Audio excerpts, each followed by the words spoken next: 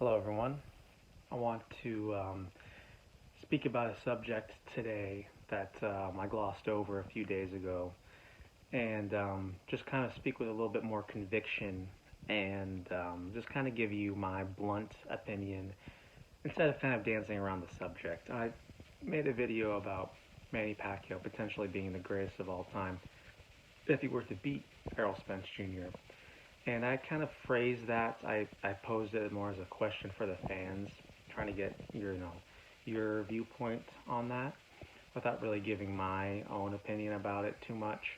But I just want to kind of shoot it straight here and kind of give my reasons why I think that win or lose against Errol Spence in August, Manny Pacquiao is already, I think, the greatest boxer to ever live. Now, I posed that question, like I said, a few days ago. I actually got a little bit of feedback. I got a couple of people message me about Floyd Mayweather Jr. saying that I'm a racist for claiming that Pacquiao could be the greatest despite their head-to-head matchup being in favor of Mayweather. Now, first of all, I love the idea that having a differing opinion other than just straight up kissing the feet of Floyd Mayweather Jr. makes you a racist. I think that's pretty entertaining. I like that. That sounds like pretty sound logic to me. But I want to kind of explain why I think that, okay?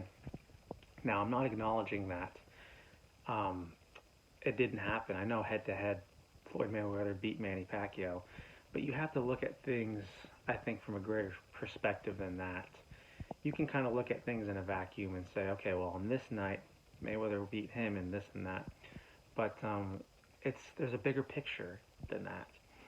To make a American sports analogy, you can talk about how Tom Brady, who's considered to be the greatest American football player of all time, lost two Super Bowls. Okay, so those who aren't familiar, who are from the United States, the Super Bowl is like the world title match, right? He lost two of those twice to the New York Giants, who were quarterbacked by Eli Manning.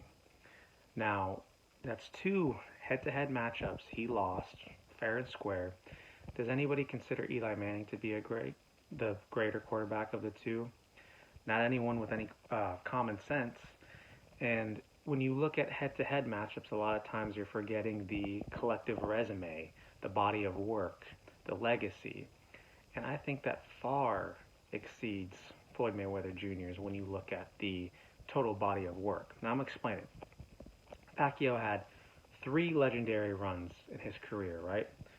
Pre-welterweight, when he was the lineal flyweight champion, moved up to super bantamweight, became the world champion, 126 was the lineal featherweight champion, won a belt at 130 super featherweight, beat Juan Manuel Marquez, and of course he was briefly the lightweight champion of the world at 135. So pre-welterweight, right?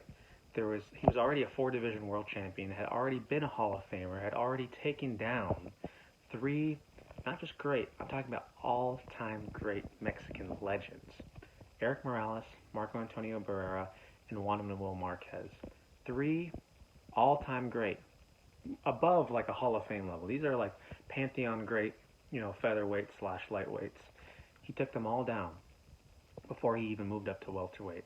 If I'm not mistaken, Floyd Mayweather Jr.'s first world title was at super featherweight.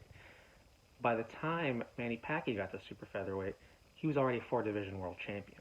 Okay, he had already been a Hall of Famer before he got to the weight class that Floyd Mayweather started at. Okay, because we're forgetting that he was the lineal flyweight champion of the world. Okay, right? So put that into context.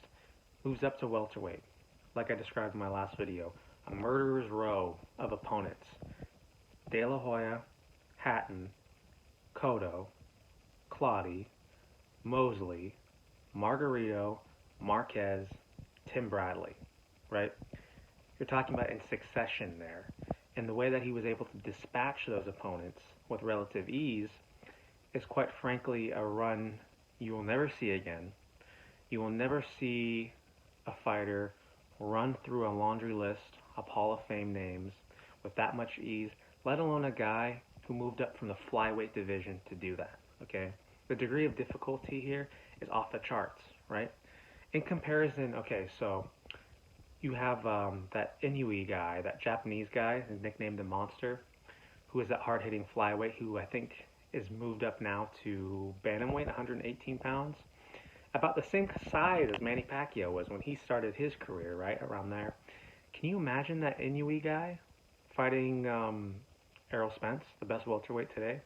Right? It seems unfathomable, right? When you put it into that perspective. That's exactly what Manny Pacquiao did when he moved up to welterweight, being the former lineal flyweight champion, and was a dominant welterweight champion for many, many years, right? Taking down Hall of Famers, right? That's his second amazing run of his career. And then there was the post Juan Manuel Marquez um, knockout portion of his career, which quite frankly I think might be the most impressive feat of them all. I know that's going to be kind of a hot take, but a lot of times when you see fighters, downed as emphatically as Manny Pacquiao was downed, you don't see them recover and bounce back ever again and reach that world level again. I remember people debating whether or not he should retire after that Marquez knockout. A lot of Manny Pacquiao fans wanted him to retire. They didn't want to see him be in harm's way any longer. But the fact that he was able to recover, bounce back, he had that comeback fight with Brandon Rios in China in 2013. And then in 2014, he took down, who was at the time the ring number 3 pound-for-pound fighter in the world, Timothy Bradley, a guy who just outboxed the guy that knocked him out, Marquez. And that fight was something for the history books there. Manny Pacquiao, I think he's 36 years old. After that brutal knockout, beats the number 3 pound-for-pound fighter again and reclaims his welterweight title. Is, I think, almost as impressive as any of his accomplishments given what happened.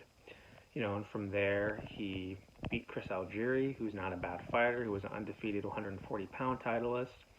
Had that boring-ass fight with Floyd Mayweather that, Mayweather outpointed him. But let's just be clear here. There was no ass-whooping that took place in that fight. Both guys fought very tentatively. There was not a lot of action. At the end of the day, you count up the points. Mayweather racked up more points, but it was no ass-kicking. Okay, I saw that fight with my own eyes. And from there, he goes on another little mini run, taking down credible fighters like Jesse Vargas. He beat Jeff Horn, but he's a bum. We won't talk about that fight. That was an utter robbery. One of the worst decisions I've ever seen in my career. Jesse Vargas, who was an undefeated world champion, dispatches of Lucas Matisse, who's a decent fighter, at one point was considered to be a boogeyman at 140. Adrian Broner, who was supposed to be a great fighter, and then the undefeated welterweight champion, who was considered a top 10 pound-for-pound fighter. At one point, Keith Thurman beats him too. This is all post Juan Manuel Marquez. I mean, you look at the names, you look at what happened, and it's incredible. There are really 3 legendary chapters. There are 3 movies in Manny Pacquiao's career that you can make. I mean, his boxing career is that legendary. What he accomplished will never be done again. I think it's to draw another parallel to American sports. What makes his accomplishment so impressive is, if you're an NFL fan, the passing touchdown record will continue to be broken as time passes on. The game has evolved. People are throwing more touchdowns. That record will be shattered. You look at the NBA, basketball, the points record, the scoring champion in all-time history will be shattered as it's becoming easier and easier to score the basketball, as you're not able to hand check opponents. Fouls are called more frequently. The game is softer. That record will be shattered. Baseball now more than ever, teams are hitting home runs at an alarming rate. Barry Bonds' home run record will be shattered one day with these guys juicing up, hitting 50, 60 home runs a year. That record will be shattered. All these records, right? They say records are made to be broken. Let me just tell you here, Manny Pacquiao's 8 division world titles, that will never be broken. What you're seeing with Pacquiao is not a once-in-an-era type of fighter. You are not seeing a once-in-a-generation type fighter. You're seeing a once-in-a-history type of fighter, and I think that's what people need to appreciate, rather than their minds being clouded with this hate and oh yeah, this guy, blah, blah, blah. Just appreciate greatness.